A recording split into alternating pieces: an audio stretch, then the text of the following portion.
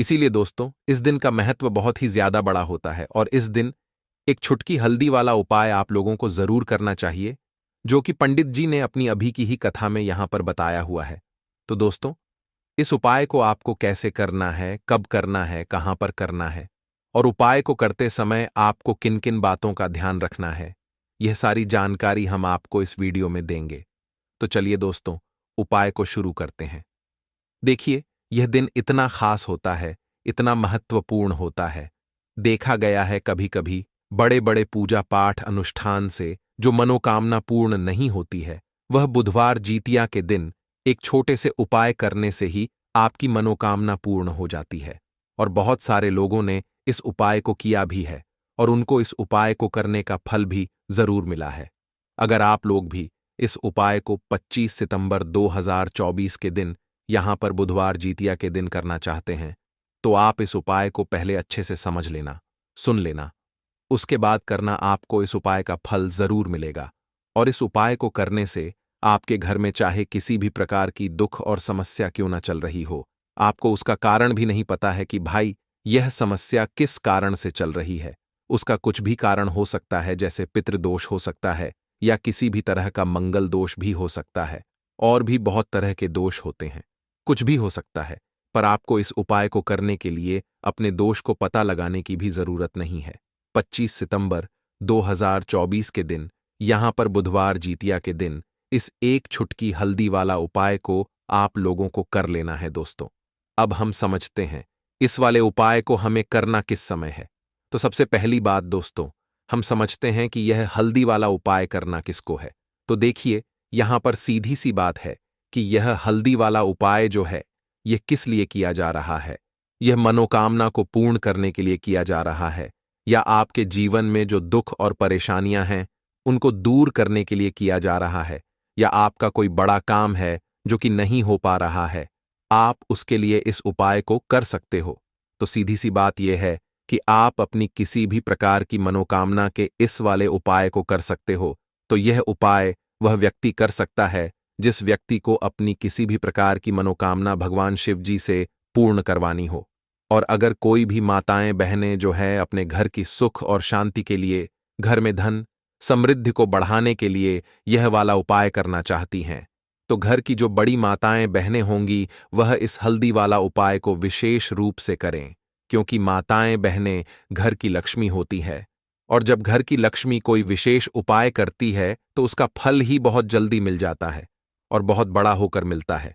अन्यथा इस उपाय को कोई भी व्यक्ति कर सकता है, चाहे वह बड़ा हो, चाहे वह छोटा हो, चाहे वह बच्चा हो।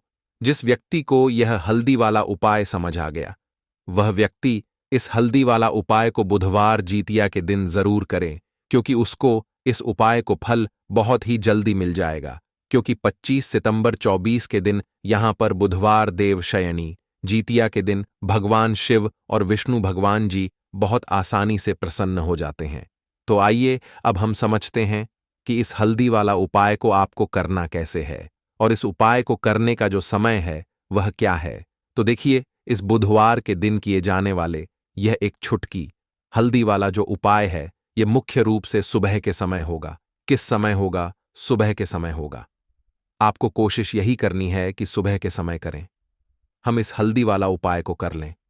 पर किसी कारणवश अगर आप सुबह इस उपाय को ना कर पाओ, आपको कहीं काम से जाना हो या किसी और काम की वजह से आप उपाय को ना कर पाओ, तो आपके पास फिर दूसरा मौका रहेगा, जो कि शाम के समय का रहेगा, प्रदोष काल का रहेगा। अब भाई, प्रदोष काल का समय भी बहुत ही लोगों के मन में प्रश्न बन जाता है कि भाई यह समय होता कब है, कितने बजे से लेकर कितने बजे यह समय होता है, ताकि हमें उपाय के लिए जो है करने का समय पता लग जाए। तो हम आपको बता दें, प्रदोष काल का जो एक समय होता है, शाम का समय, वह होता है शाम के 6 बजे से लेकर शाम के 7 बजे के बीच का। इस समय के बीच में आप उपाय को करेंगे तो आपको उस उपाय का जरूर फल मिलेगा। तो शाम के 6 बजे से लेकर शाम के 7 बजे के बीच में आप लोग इस हल्दी वाला उपाय को कर सकते हो। तो भैया, बहुत सारे लोग यहां पर यह प्रश्न भी जरूर करेंगे कि भाई हम तो नौकरी पर जाते हैं, हम अपनी ड्यूटी पर जाते हैं और आने में हमें देर हो जाती है, तो उस जगह पर हमें क्या करना चाहिए।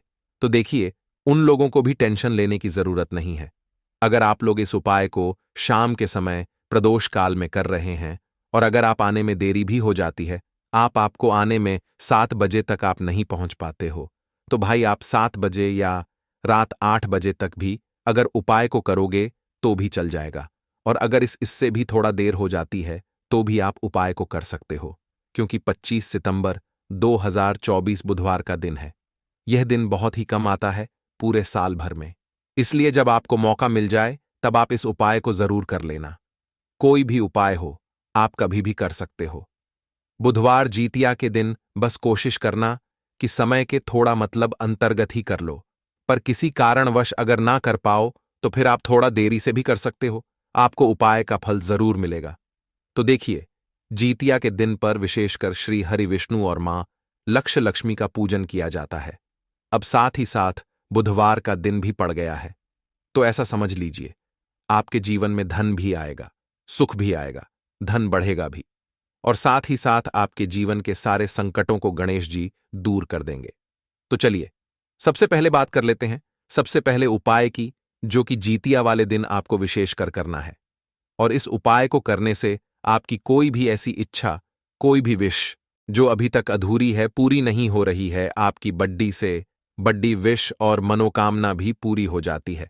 जब आप बुधवार जीतिया वाले दिन इस पहले उपाय को कर लेते हैं तो देखिए, आप सभी जानते हैं कि श्री हरि विष्णु जो हैं, उन्हें तुलसी दल सबसे प्रिय है। बिना तुलसी माता के श्री हरि विष्णु अधूरे हैं और बिना तुलसी पत्तों के श्री हरि विष्णु का भोग अधूरा है। अब श्री हरि विष्णु को प्रसन्न करके आप अपनी मनोकामना को पूरा कर सकते हैं, क्योंकि श्री हरि विष्णु प्रसन्न हो गए तो आपकी कोई भी विश और इच्छा, मनोकामना अधूरी नहीं रहेगी। तो आपको तुलसी के 5 पत्ते लेने हैं। अब जिस दिन जीतिया है उस दिन तुलसी के पत्ते ना तोड़े, पहले से ही तोड़कर रख लें। अब यह 5 तुलसी के पत्ते जो आपने लिए हैं, ये 5 तुलसी के पत्ते आपको श्री हरि विष्णु को अर्पित करने हैं। अपने घर के मंदिर में ही ठीक है, ऐसा आपको करना है। आपके घर में श्री हरि विष्णु की कोई मूर्ति है, प्रतिमा है, वहां पर यह 5 तुलसी के पत्ते आप रखें और साथ ही साथ एक देसी घी का दीपक गोल बाती का आपको लगाना है और ओम नमो भगवते वासुदेवाय नमः इस मंत्र का आपको 11 बार जप करना है। देखो मंत्र कौन सा है, ओम नमो भगवते वासुदेवाय नमः। और फिर श्री हरि विष्णु से अपनी विश, अपनी इच्छा, अपनी मनोकामना कह देना और फिर देखना आपकी विश और इच्छा, जो भी आपकी मनोकामना है, जो भी अपने जीवन में आपको चाहिए, अगर निर्धनता बहुत है, आप अपने घर से गरीबी को दूर करना चाहते हैं, या फिर धन आपका बरहता नहीं है, आप चाहते हैं कि आपका धन बढ़े, या फिर आपके घर में फिजूल खर्ची बहुत होती है, पैसा आपके पास नहीं रुकता है, आप चाहते हैं कि पैसा आपके पास रुके, या फिर घर में कोई व्यक्ति ऐसा है जो बहुत बीमार रहता है, या फिर किसी का विवाह नहीं हो पा रहा है, तो जो भी आपकी इच्छा है, जो भी आपके विषय, बस एक बार श्री हरि विष्णु से कह देना, क्योंकि जीतिया भी इस दिन है, साथ ही 7 साल का सबसे बड़ा है। यह दिन इतना उत्तम है कि जो आप श्री हरि विष्णु से मांग लेंगे, जो उनसे कह देंगे, वह आपकी विश, आपकी मनोकामना को बहुत जल्दी पूरा कर देंगे। तो यह पहला उपाय है। चलिए अब बात कर लेते हैं दूसरे उपाय की। तो चलिए बढ़ते हैं अगले उपाय की ओर। देखो, यदि आपके जीवन में आर्थिक संकट बहुत अधिक हो रहे हैं, धन की समस्या लगातार जीवन में बनी हुई है, एक एक रुपयों को प्राप्त करने के लिए आपको बहुत अधिक कड़ी मेहनत कर रहे हैं, तो आज रात्रि में सोने से पहले आपको हो यह एक चमत्कारी दीपक का उपाय अवश्य करना है। या फिर यदि आपका जो व्यापार है, बिजनेस है, दुकान है, वह अच्छे से नहीं चल पा रही है, तो आज रात्रि में इस विशेष दीपक का उपाय आपको अवश्य करना चाहिए। देखो दोस्तों, दीपक हमारे घर में सभी नकारात्मक शक्ति को बाहर करता है। यह उपाय आपको साल में केवल एक बार करने का ही मौका मिलता है। केवल और केवल जीतियां पर ही इस उपाय को किया जाता है। देखिए, इस उपाय के लिए आपको तुलसी जी की जो सूखी लकड़ी होती है, उसे ले लेना है। देखिए दोस्तों, यदि आपके पास पुरानी तुलसी जी की लकड़ी है तो उसे आप ले सकते हैं, और यदि आपके घर में तुलसी जी जो लकड़ी है वह सूखी हुई है तो उसकी लकड़ी आप तो डीडीए करके इस्तेमाल कर सकते हैं। लेकिन आपको ध्यान रखना है कि सूर्यास्त से पहले पहले ही आपको यह जो तुलसी जी की लकड़ी है, इससे अवश्य ही तोड़ लेना है और जीतिया के दिन लकड़ी को नहीं तोड़ना है। तो इस उपाय के लिए आपको सबसे पहले तो एक मिट्टी का दीपक लेना होगा। आप चाहें तो आटे का दीपक भी ले सकते हैं, क्योंकि आटे का दीपक सभी दीपक में सर्वोत्तम माना गया है। इस दीपक के अंदर आपको शुद्ध घी का प्रयोग करना होगा और इससे दीपक के अंदर अपने जो तुलसी जी की लकड़ी ली है उसे भी रख देना है। लेकिन यह जो तुलसी जी की लकड़ी है, इसमें आपको चारों तरफ अच्छे से घी लगा लेना है। देखिए, गुरुजी ने बताया है कि जो तुलसी जी की लकड़ी है, यदि आप उपाय करते हैं और बहुत ही शीघ्रता से जल जाती है, तो इसके लिए आपको एक कार्य करना है। आपको थौ ढसी रुई ले लेनी है और उससे रुई को आपको जो तुलसी जी के अपने लकड़ी ली है, उस पर अच्छे से चारों तरफ लपेट देनी है। तुलसी जी की लकड़ी के ऊपर रुई लपेटने के बाद इसे आपको पूरा घी के अंदर डुबो लेना है। अब इसे आपको बाती के रूप में प्रयोग करना है। अब दोस्तों, इस दीपक को आपको प्रज्वलित कहा करना है। तो इस दीपक को आपको या तो भगवान विष्णु के सामने प्रज्वलित करना होगा, या फिर आपको भगवान श्री राम के सामने प्रज्वलित करना होगा, या फिर भगवान कृष्ण के सामने, यानी कि भगवान विष्णु के जो भी अवतार हैं उनके सामने आप यह दीपक प्रज्वलित कर सकते हैं। या फिर आप इससे दीपक को माता तुलसी जी के सामने भी प्रज्वलित कर सकते हैं। पूज्य गुरुजी ने बताया है कि जो भी व्यक्ति इस प्रकार से तुलसी जी की डंडी से यह दीपदान कर देता है, उसके जीवन में कभी भी धन की समस्या नहीं होती है। इसीलिए आपको यह पूरे साल में केवल एक बार ही मौका मिलता है। आषाढ़ माह में इस उपाय को करके देखना, आपकी सभी इच्छा जरूर पूर्ण होगी। यह जो उपाय है, रात्रि में सोने से पहले करना है। बात करते हैं अगले उपाय की। अब बताते हैं तुलसी के गमले में आपको वह कौन सी चीज डालनी है जिस उपाय को करने से आप अपने जीवन में महाधनी बन जाएंगे। इतना धन आपको मिलेगा कि कभी भी आपके धन में कमी नहीं आएगी, कभी भी आपका धन बर्बाद नहीं होगा। आपके पैसे की बर्बादी बिल्कुल आपके जीवन से रुक जाएगी। और जो लोग कहते हैं कि घर में पैसा तो आता है, पैसा रुकता नहीं है और पैसा बढ़ता नहीं है, वृद्धि नहीं हो रही है, उन्हें भी विशेष यह दूसरा उपाय बुधवार जीतिया वाले दिन जरूर करना चाहिए। तो देखिए, पहले ही आपको बता दिया कि श्री हरि विष्णु की पूजा और उनका भोग श्री मतलब तुलसी मैया के बिना अधूरा है ना? और तुलसी मैया जो है वह श्री हरि विष्णु के बिना अधूरी है। तो देखिए, जब भी आप तुलसी का कोई उपाय करेंगे तो सीधे सीधे आप श्री हरि विष्णु को प्रसन्न कर लेते हैं। अब व्यक्ति को, यानी जो भी व्यक्ति है, किस व्यक्ति को कितना धन देना है, यह श्री हरि विष्णु के हाथ में होता है। धन देने का काम मां लक्ष्मी करती है, जो कि मां तुलसी का ही एक रूप है। मां तुलसी जो है यह माता लक्ष्मी का ही स्वरूप है ना? तो आपको करना क्या है? आपको लेनी है यहां पर हल्दी पिसी हुई, जो कि श्री हरि विष्णु से जुड़ी हुई है, आपके गुरु गृह से जुड़ी हुई है, आपकी कुंडली में गुरु को मजबूत करती है, सुख सौभाग्य को खींचने का काम करती है, धन को बढ़ाने का काम करती है। तो एक छुटकी पिसी हुई हल्दी आपको लेनी है, और यह पिसी हुई सूखी हल्दी ही आपको अपने गमले में, तुलसी का पौधा जिस गमले में लगा है उसमें अच्छे से इस हल्दी को डालना है। ठीक है ना? और ओम नमो भगवते वासुदेवाय नमः इस मंत्र का जाप करना है। कितनी बार? कम से कम 11 बार जाप करना है। ओम नमो भगवते वासुदेवाय नमः इस मंत्र का जाप करते रहना, और हल्के हल्के से तुलसी के पौधे में आपको पूरे गमले में पिसी हुई हल्दी का छिड़काव करना है। तो देखिए, जो व्यक्ति इस उपाय को जीतिया के दिन कर लेता है, ऐसा समझ लीजिए अपने जीवन से नहीं आने वाली 7 पीढ़ियों के जीवन से निर्धनता और गरीबी को दूर कर देता है। क्योंकि हल्दी जो है ना, यह साधारण नहीं है। हल्दी इतनी उत्तम होती है कि रातों रात आपके जीवन में चमत्कार करती है। आपने देखा होगा कि कोई भी शादी होती है, विवाह होता है ना? कोई भी ऐसा शुभ काम हम करते हैं, उसमें हल्दी जरूर लेते हैं। गृह प्रवेश जब हम करते हैं तो हल्दी के स्वस्तिक का निर्माण करते हैं। कोई भी अच्छा काम करने जा रहे हैं, हल्दी उसमें लेते हैं। और हल्दी जो है यह आपके गुरु गृह को मजबूत कर देती है। अगर कुंडली में गुरु कहीं ना कहीं मजबूत है तो इससे उत्तम उपाय आपको ऐसा समझिए जीतिया का मिलेगा नहीं। बहुत ही उत्तम उपाय है। तुलसी के गमले में एक छुटकी पिसी हुई हल्दी डालना है, तो यह बहुत ही उत्तम उपाय है।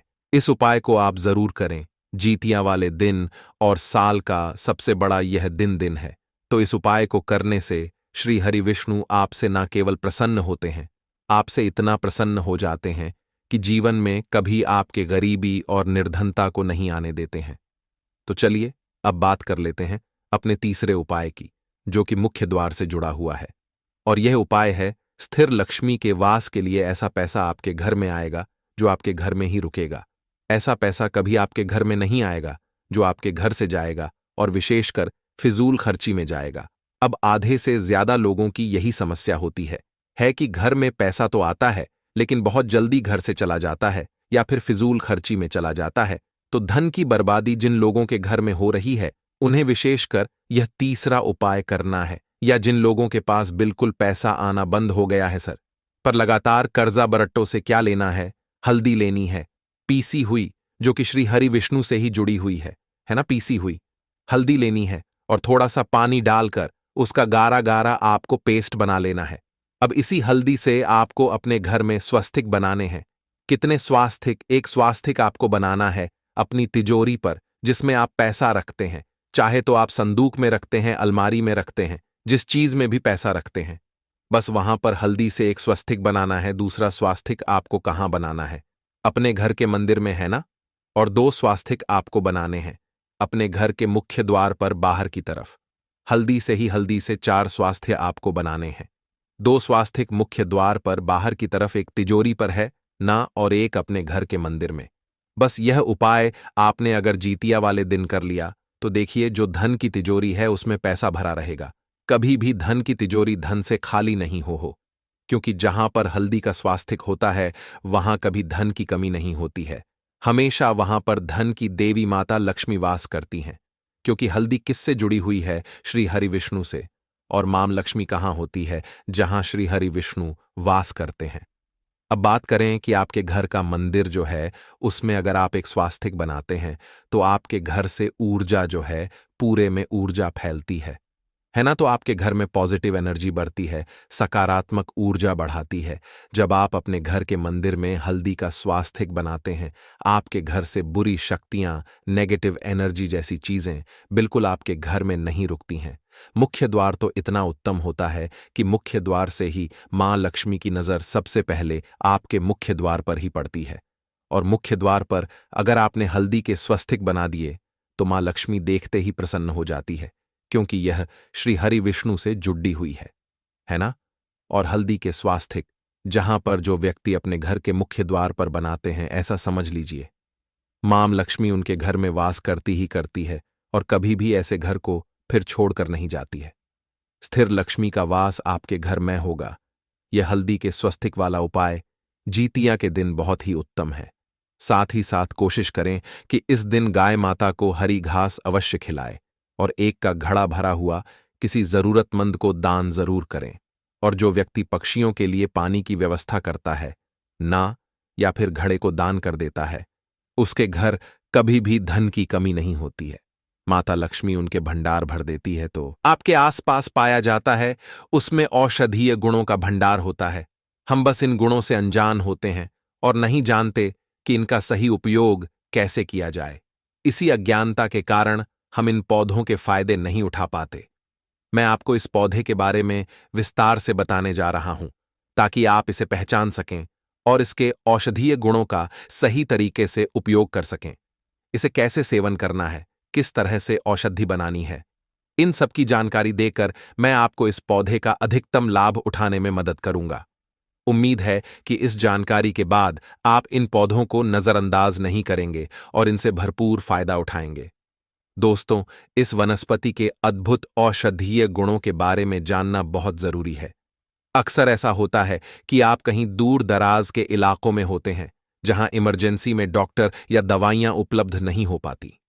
ऐसे में यदि आपको कुछ प्राकृतिक औषधियों की जानकारी हो तो आप तुरंत फायदा उठा सकते हैं और अपना या अपने परिवार का प्राथमिक इलाज कर सकते हैं। आज मैं आपको ऐसी ही एक महत्वपूर्ण वनस्पति के बारे में बताने जा रहा हूं जिसके जड़, पत्ते, फूल, फल, यहां तक कि इसका दूध भी औषधीय गुणों से भरपूर है।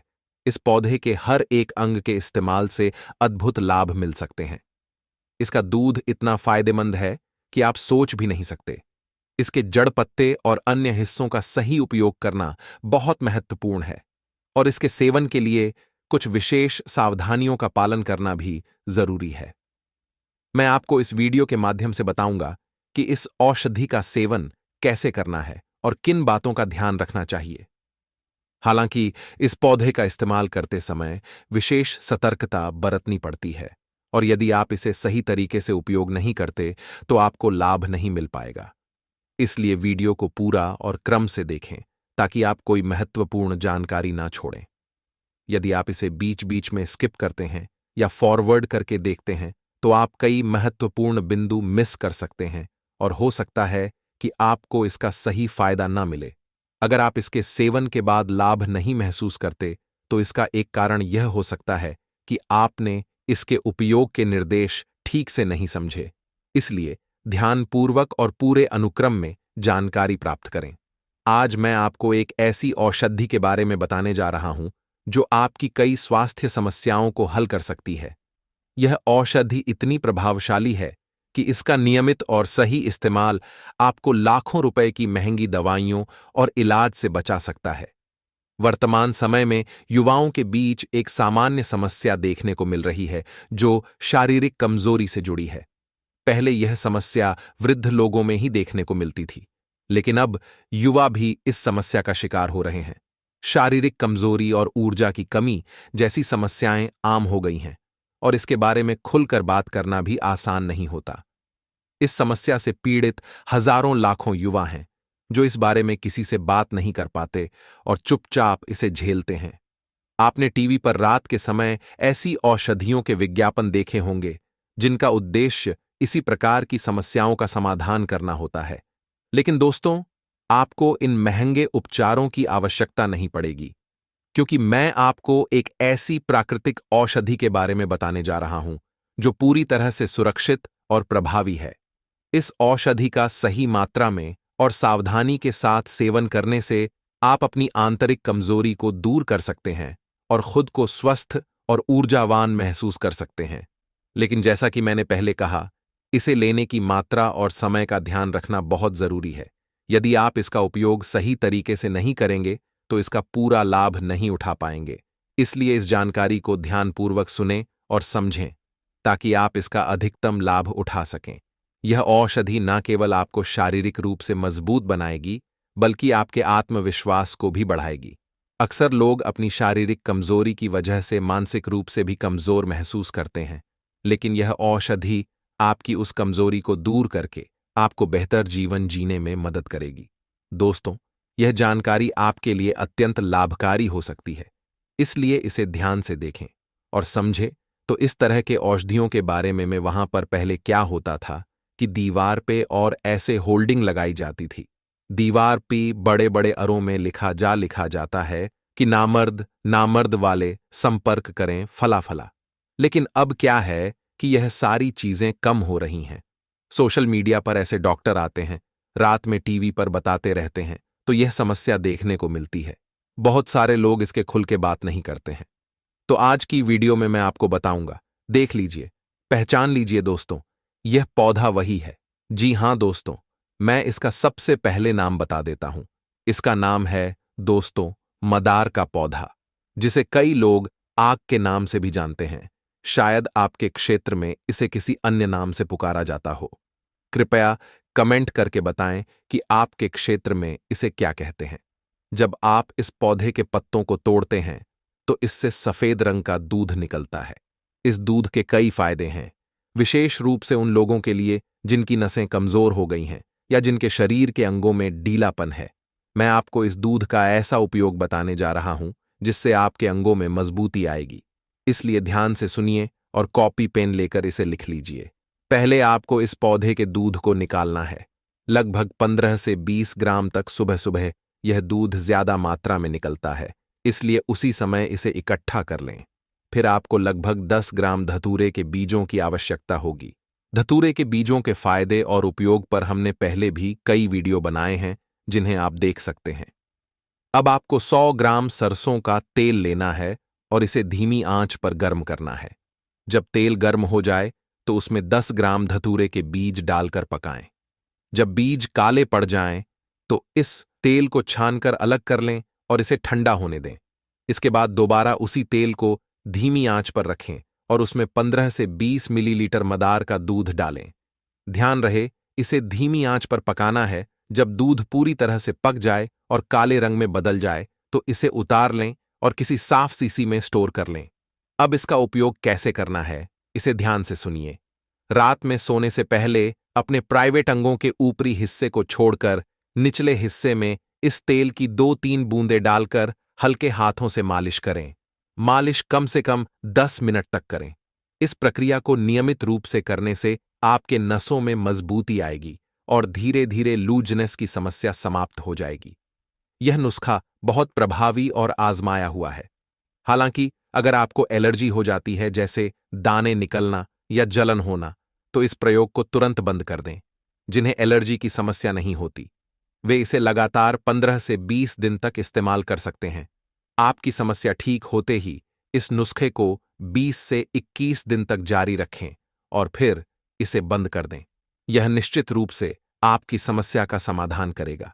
अब मैं आपको मलेरिया के इलाज के लिए भी एक उपाय बताने जा रहा हूं, जो मैंने स्वयं आजमाया है और इससे मेरी मलेरिया की समस्या पूरी तरह ठीक हो गई। यदि किसी को मलेरिया हो जाए तो मदार के इस पौधे का एक और उपयोग बहुत प्रभावी हो सकता है। ना कम से कम 2 फीट की डंडी इसकी तोड़ लेनी है। मोटी डंडी लेनी है, लगभग पुरानी।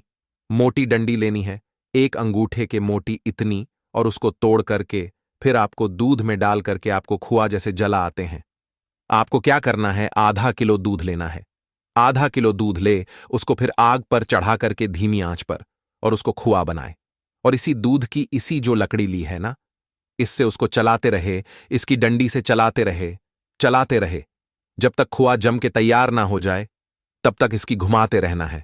इसमें क्या होगा कि इसके अर्क होंगे ना, इसके अंदर वह बेहतरीन अर्क होता है जो कि आपकी मलेरिया को ठीक करता है। उससे उसके जो बैक्टीरिया होते हैं, उससे वायरस होते उठता है। इसमें वह तत्व पाया जाता है, लेकिन इसको सीधे नहीं खा सकता है क्योंकि यह पॉइजन का काम कर जाएगा दोस्तों। इसीलिए दूध के साथ हल्का हल्का गर्मी पा करके ये दूध में मिक्स होता है और दूध के साथ मिक्स होकर के आपके औषधि के रूप में काम करता है। तो इस तरह से इसका प्रयोग किया जाता है। ऐसा नहीं कि आप समझे दूध में डाल के क्या करना है, इसको रस निकाल लो, पी लो, ऐसा नहीं करना दोस्तों। तो जब खुआ बिल्कुल बन जाएगा, अब आपको खा जाना है। 1 दिन का बना हुआ 2 बार खाएंगे, यानी सुबह बनाएंगे तो थोड़ा खुआ, सुबह खाएंगे थोड़ा खुआ, शाम को खाएंगे, और कुछ भी और चीज नहीं मिलाना है, मीठा कुछ नहीं मिलाना है। इस तरह से आपको सिर्फ 2 दिन खाना है। 2 दिन में ही आपकी मलेरिया चुमंतर हो जाएगी। दोस्तों, आजमाया गया नुस्खा बता रहा हूं। चलिए मैं बात करता हूं दोस्तों, जिनको की दमा की समस्या होती है। दमा के लिए आपको क्या करना है, पत्तों को उस जगह पर 15 मिनट तक बांध कर रखें। यह दर्द को कम करने में मदद करेगा। यदि आप इसे नियमित रूप से उपयोग में लाते हैं तो धीरे धीरे आपके दर्द में कमी आएगी और साइटिका जैसी गंभीर समस्या में भी यह बहुत ही लाभकारी साबित होगा। दमा रोगियों के लिए भी यह पत्ते बेहद फायदेमंद होते हैं। इसका सही तरीके से और नियमित रूप से उपयोग करने से आंतरिक ताकत भी बढ़ती है। इस प्रकार यह पत्ते कई समस्याओं के लिए एक अद्भुत प्राकृतिक उपाय है। देखिए, इसका जो फूल होता है ना, फूल में चक्र होता है। आप जब इसको तोड़ेंगे तो बीच में एक आपको लौंग की तरह होता है, जैसे लौंग होता है, लौंग देखें ना, तो वह लौंग इसके अंदर से निकाल लीज। जब इसके पंखुड़ियों को हटा देंगे तो बीच में लौंग जैसे एक आपको मिल जाएगा। तो इसको बोलते हैं कि इसको ऐसे नाम दिया गया क्योंकि लौंग जैसा दिखता है। आयुर्वेद में जिसे हम लौंग कहते हैं, वह वास्तव में मदार के फूल से प्राप्त होती है। इस लौंग को प्राप्त करने के लिए पहले इसे इकट्ठा किया जाता है और फिर छाया में सुखाकर इसका पाउडर बनाया जाता है। इस लौंग का प्रयोग बहुत ही सीमित मात्रा में किया जाता है। उदाहरण के लिए, इसके पाउडर का प्रयोग चावल के दाने के बराबर मात्रा में किया जाता है। इसका सेवन गुनगुने पानी या शहद के साथ दिन में केवल 1 बार किया जाता है और यह दिमाग के लिए बहुत लाभकारी होता है। इसके अलावा यदि आप इस लौंग के पाउडर को सतावर और अश्वगंधा के साथ में लाकर उपयोग करते हैं तो यह आपकी आंतरिक शक्ति को बढ़ाता है। हालांकि इसे बहुत ही कम मात्रा में लेना चाहिए, जैसे कि चावल के चौथे हिस्से के बराबर, क्योंकि इसकी मात्रा अधिक हो जाने पर यह आपके लिए हानिकारक हो सकता है। इसलिए जब भी आप इस पाउडर का प्रयोग करें तो इसे बहुत ही सावधानी से और नियंत्रित मात्रा में करें। अगर आप इसे भोजन में इस्तेमाल करना चाहते हैं तो इसे अपने वैद्य या आयुर्वेद विशेषज्ञ की सलाह के बाद ही सेवन करें। विशेषज्ञ की सलाह लेने से आप किसी भी संभावित समस्या से बच सकते हैं, और यदि कोई दिक्कत होती है तो आप तुरंत उपाय कर सकते हैं। बिना विशेषज्ञ की सलाह के इसका उपयोग करना खतरनाक हो सकता है, इसलिए विशेष रूप से ध्यान रखना चाहिए। धतूरे और मदार के पौधों से प्राप्त सामग्री का प्रयोग भी बहुत ही सावधानीपूर्वक किया जाता है। इनका सेवन हमेशा किसी आयुर्वेद विशेष सज्ज की देखरेख में ही करना चाहिए। यदि आप बिना विशेषज्ञ की सलाह के इसका सेवन करते हैं और कोई समस्या उत्पन्न होती है, तो उस समय समाधान पाना मुश्किल हो सकता है। इसलिए किसी भी तरह के आयुर्वेदिक पौधे या औषधि का प्रयोग करने से पहले अपने आसपास के वैद्य से सलाह अवश्य लें। अंत में इस वीडियो को देखने के लिए आपका बहुत बहुत धन्यवाद। हमें उम्मीद है कि आपको यह जानकारी उपयोगी लगी होगी और आप इसे सुरक्षित रूप से अपने जीवन में उपयोग करेंगे। अपने स्वास्थ्य का ध्यान रखें और आयुर्वेद का सही और सुरक्षित उपयोग करें। पत्तों को उस जगह पर 15 मिनट तक बांध कर रखें। यह दर्द को कम करने में मदद करेगा। यदि आप इसे नियमित रूप से उपयोग में लाते हैं तो धीरे धीरे आपके दर्द में कमी आएगी और साइटिका जैसी गंभीर समस्या में भी यह बहुत ही लाभकारी साबित होगा। दमा रोगियों के लिए भी यह पत्ते बेहद फायदेमंद होते हैं। इसका सही तरीके से और नियमित रूप से उपयोग करने से आंतरिक ताकत भी बढ़ती है। इस प्रकार यह पत्ते कई समस्याओं के लिए एक अद्भुत प्राकृतिक उपाय हैं। देखिए, इसका जो फूल होता है ना, फूल में चक्र होता है। आप जब इसको तोड़ेंगे तो बीच में एक आपको लौंग की तरह होता है, जैसे लंग होता है। लौंग देखें ना, तो वह लौंग इसके अंदर से निकाल लीज। जब इसके पंखुड़ियों को हटा देंगे तो बीच में लौंग जैसे एक आपको मिल जाएगा। तो इसको बोलते हैं कि यह इसको ऐसे नाम दिया गया क्योंकि लौंग जैसा दिखता है। आयुर्वेद में जिसे हम लौंग कहते हैं, वह वास्तव में मदार के फूल से प्राप्त होती है। इस लौंग को प्राप्त करने के लिए पहले इसे इकट्ठा किया जाता है और फिर छाया में सुखाकर इसका पाउडर बनाया जाता है। इसको अपने डॉक्टर या आयुर्वेदिक विशेषज्ञ के सलाह से ही उपयोग करें। वीडियो में अंत तक बने रहने के लिए धन्यवाद।